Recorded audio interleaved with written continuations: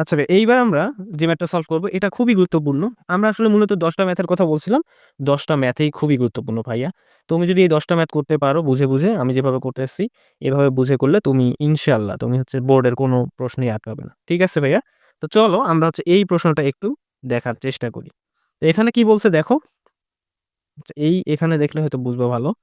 এখানে কি বলছে ১২১.২০। আচ্ছা, এটা একটু ভুল হইছে প্রশ্ন তুলতে। এটা মূলত ২০ হবে।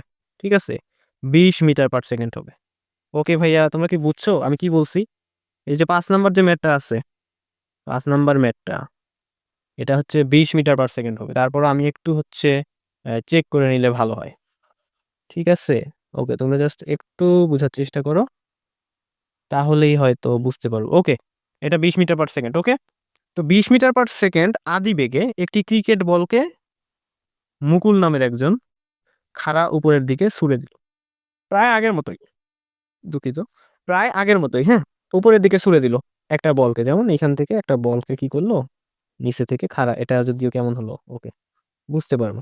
তো খাড়া উপরের দিকে ছুড়ে দিল। একই সময়ে নিশান নামের আরেকজন ৩০ মিটার দূর থেকে ৬ মিটার পার সেকেন্ড সমবেগে ছুটে বলটি ধরতে চেষ্টা করলো। তো নিশানের পক্ষে বলটি মাটিতে পড়ার পূর্বে ধরা সম্ভব কিনা সেটাই তোমাদেরকে বের করতে বলছে। এটা কি তোমরা বুঝছো আসলে এখানে কাহিনীটা কি হইছে? তোমরা কি বুঝছো? মানে এই কাহিনীটা কি হইছে তোমরা কি বুঝছো? আশা করি বুঝতে পারবা। তো চলো আমরা একটু দেখার চেষ্টা করি। হ্যাঁ? তো কি করব? একটু দেখার চেষ্টা করব। তো চলো আমরা সমাধানের দিকে যাই। ওকে, তার আগে আমরা একটু এটাকে এইখানে নেই। আচ্ছা, এই ঘটনাটা আমি আরেকটু বুঝাই, না হলে হচ্ছে বুঝবা না। দেখো, আমরা এই ঘটনাটা আরেকবার হচ্ছে একটু বুঝানোর চেষ্টা করি। ওয়েট।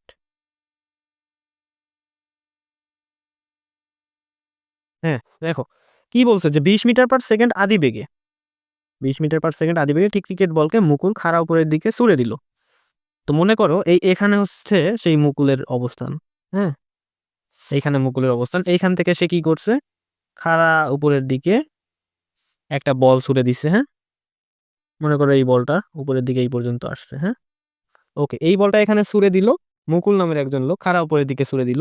কত বেগে? ২০ মিটার পার সেকেন্ড বেগে। ওকে? তো একই সময়ে নিশান নামের একজন ৩০ মিটার দূর থেকে, এই যে এখানে মনে করো নিশান নামের একজন আছে। ঠিক আছে? ও আছে কি ৩০ মিটার দূরে, এইখান থেকে ৩০ মিটার দূরে। কত? ৩০ মিটার দূরে নিশান নামের একজন আছে। এই যে এখান থেকে, ঠিক এখান থেকে ৩০ মিটার দূরে। সে কি করছে? ৩০ মিটার দূরেই নিশান ৬ মিটার পার সেকেন্ড বেগে কি করছে? ছুটে এসে এই যে এখানে ছুটে আসতেছে, হ্যাঁ? এখানে ছুটে আসতেছে। এসে বলটি ধরতে চেষ্টা করল। এই যে এই বলটা তো এখানে ছুঁড়ে মারলো। এখানে তো ছুঁড়ে মারলো। এই মুকুল নামের লোকটা, ছেলেটা এখান থেকে ছুঁড়ে মারলো। মেরে বলটা তো এদিকে আসলো। আসার পর আবার নিচে নামবে না? এই নিচে নামার দেখে এই যে এখানে যে নিশান আছে, এই নিশান আবার দৌড় মারছে। দৌড় মেরে এখানে আসার চেষ্টা করছে। করে কি করছে? এই বলটাকে ক্যাচ ধরার চেষ্টা করতেছে। কারণ বলটা তো সোজা এখানেই পড়বে, তাই না? সোজা খারাপভাবে দিচ্ছে, সুতরাং খারাপভাবেই বলটা নিচে পড়বে। এই যে এই নিশান, এ আবার দৌড় দিয়ে ৩০ মিটার দূরে ছিল, দৌড় দিয়ে এই ৬ মিটার পার সেকেন্ড বেগে এখানে আসার চেষ্টা করতেছে।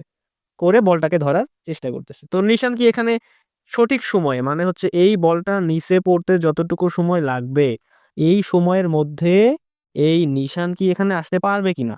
এটাই যদি আমরা বের করতে পারি, তাহলেই মূলত ক্যাচ ধরতে পারবে। যদি নিশান সঠিক সময়ে এখানে আসতে পারে, মানে বলটা উপরে তো উঠলো, উঠে হচ্ছে নিচে আসতে যতটুকু সময় লাগতেছে, এই সময়ের মধ্যে এই সময়ের মধ্যে যদি এই যে নিশান এইখানে পৌঁছায়, তাহলেই মূলত বলটা ধরতে পারবে। ওকে। তো তার আগে আমরা যেটা বের করব যে বলটাকে ছুঁড়ে মারার সময় বলটা কি করছে? বলটা যখন ছুঁড়ে মারলো, তখন কি হইলো? বলটা তো এখানে গেল। এখানে গিয়ে নামতেছে। এই নামার সময়টা কতটুকু আমরা ১ম এ সেটা বের করব। এরপর এই নিশান ৬ মিটার পার সেকেন্ড বেগে ৩০ মিটার দূরত্ব ওই সময়ের মধ্যে আসতে পারবে কিনা আমরা সেটা বের করব। তো তার আগে আমরা বিষয়টা যেহেতু বুঝলাম, এখন এই জিনিসটাকে আমরা একটু ছোট করে এখন রাখি। এটা তো তোমরা বুঝছো, তাই না? এটা তো বুঝছো, একদম পুরোটাই বুঝছো। এই প্রশ্ন কি বলছে এটা পুরোটা বুঝছো। এটাকে আমরা এখানে রাখলাম। এরপর আমরা হচ্ছে চলো এখন ম্যাথ দেখার চেষ্টা করি যে ম্যাথ কি বলছে। তো আমরা হচ্ছে সমাধান দেই বরাবরের মতো। হুম? সমাধান। ওকে। আমরা আগে দেখি যে 20 মিটার/সেকেন্ড বেগে যে উপরে ছুঁড়ে মারলো নিচে নামতে কত সময় লাগে। মনে করি এটার উচ্চতা হচ্ছে কত, এইচ, তাই না? ধরলাম উচ্চতা এইচ। এইচ ইকুয়াল টু, তাহলে আমরা কি লিখবো? H equal to U T plus half G T square, তাই না? H equal to U T plus half G T square. এখন এইচ আমরা এটা তো লিখলাম H equal U T plus half H. H আমরা জিরো ধরবো। কেন জিরো ধরবো? দেখো এই বলটা উপরে উঠলো, উঠে আবার নিচে নেমে এখানে আসবে, তাই না? সুতরাং তার সরণ হচ্ছে জিরো কিন্তু হবে। সরণ কি হবে? সরণ জিরো। কেন সরণটা জিরো বলো তো দেখি, বলো। সরণ জিরো কেন? কারণ এ এখানে গেছে, যে আবার এখানে আসছে। দূরত্ব হয়তো বা 2h হবে, দূরত্ব 2h হবে, কিন্তু আমরা যেহেতু সরণ নিয়ে এখানে কাজ করবো, এই ধরনের অঙ্কে প্রত্যেকটার ক্ষেত্রে সরণ নিয়ে কাজ করব। সুতরাং দ্রুত এইচ, আবার উপরে উঠলো এইচ, আবার নিচেও নামলো এইচ, তার মানে দূরত্ব 2h হলেও সরণ কিন্তু শূন্য হবে। সরণ নিয়ে কাজ করবো এই ম্যাথে, বা সব ম্যাথেই আমরা সরণ নিয়ে কাজ করবো, এই যে ত্বরণ বেগের যে ম্যাথগুলো আছে। তো সুতরাং সরণ হচ্ছে শূন্য। তাহলে সরণ শূন্য হলে, আর এখানে কিন্তু প্লাস দেওয়াটা আমাদের ভুল হয়েছে, কারণ H equal UT minus half G T square, কারণ উপরে যতই যাবে তত কি মন্দন হতে থাকবে, তাই না? তাহলে আমরা H equal UT minus half G T square দিব এখানে। এই সূত্রটা আমাদের অ্যাপ্লাই করতে হবে। কোন সূত্রটা বলো তো? H equal UT minus half G T square. Okay, তাহলে জিরো ধরলাম। আর ইউটির মধ্যে কি? ইউটির মধ্যে কি? ইউটির মধ্যে আপাতত ইউটি রাখি, হ্যাঁ, পরে মানগুলো বসে। এই যে minus half G T square, এটাকে এ পাশে ডান পাশে আসলে প্লাস হবে না? ওকে, তাহলে আমরা লাইন না বাড়ায় এটা মুছে দিয়ে আমরা হচ্ছে প্লাসই লিখি এই পাশে, তাই না? সুন্দর হয় না? অবশ্যই সুন্দর হয়। তাহলে প্লাস, আচ্ছা, plus half G T square, তাই না? ওকে, তাহলে এটা ইকুয়াল টু কি লেখা যায়? অথবা বা যদি দেই তাহলে আরো ভালো হয়, লাইন কমে যায়। তো জি T square UT plus half G T square, এটাই তো লিখতে আসি, তাই না? তাহলে জি টি স্কয়ারের জায়গায় কি হবে বলো তো দেখি? এই যে জি টি স্কয়ারের জায়গায় কি হবে এটা তোমরা বলো। 2 কে আমরা যদি এই পাশে নেই তাহলে কি হবে? জি T square equal to UT, তাই না? এটা হলো না? কত সুন্দর হচ্ছে না? ওকে, ভালো কথা, সুন্দর হচ্ছে। তো তাহলে আবার যদি আমরা বাদ দিই এই লাইনে, এই যে জি টি স্কয়ারের জায়গায় আমরা কি করব? জি টি স্কয়ারের জায়গায় বলো তো কি করা যায়? এই টি স্কয়ার আর টি স্কয়ারের মধ্যে একটা টি কাটাকাটি যায়, তাই না? তাহলে এই পাশে থাকে জিটি আর এখানে থাকে 2u। তাহলে জিটি ইকুয়াল টু 2u, তাই না? তো বা টি ইকুয়াল টু কি থাকে? টি ইকুয়াল টু এই যে 2u বাই জি হয়, তাই না? খুব সুন্দর, আশা করি বুঝছো। তো এখন T equal to 2u by জি, অতএব এখানে যদি আমরা লিখি, তাহলে এই টি ইকুয়াল টু কি 2 গুণন ইউ। ইউ কি? আদিবেগ। আদিবেগ কত? এই যে 20 মিটার/সেকেন্ড বেগে সে আদিবেগে উপরে দিয়েছে, তাহলে উপরে 20 লিখি।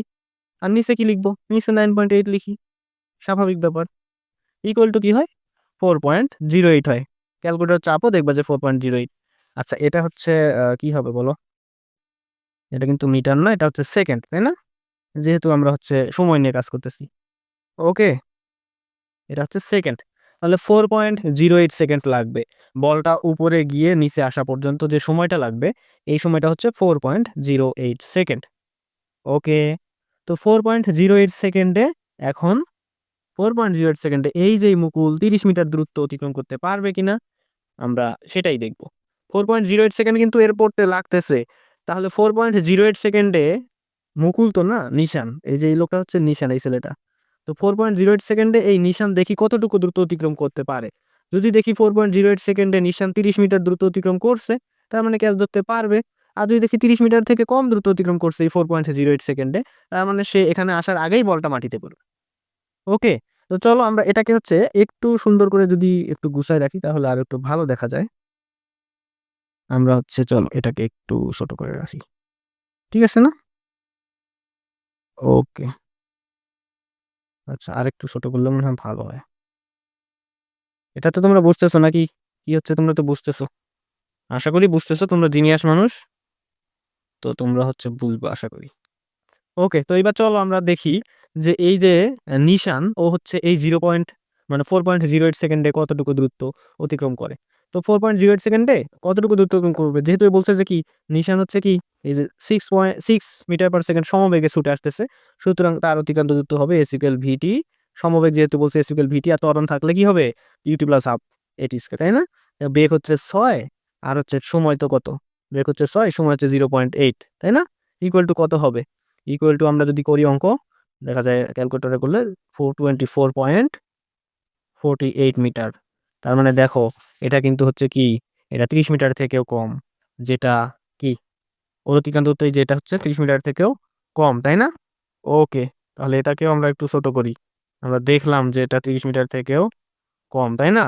তাহলে কি বলবো কি বলবো যেহেতু এখানে সুন্দর করে লিখবা যে কি, যেহেতু ইত্যাদি ইত্যাদি এভাবে লিখবা। যেহেতু নিশান এই যে 4.08 সেকেন্ডে কি 30 মিটার দূরত্ব অতিক্রম করতে পারেনি, সুতরাং সুতরাং সে বলটি ধরতে পারবে না, তাই না? পারবে না, কারণ সঠিক সময় সে আসতে পারেনি, সুতরাং বলটি ধরতে পারবে না।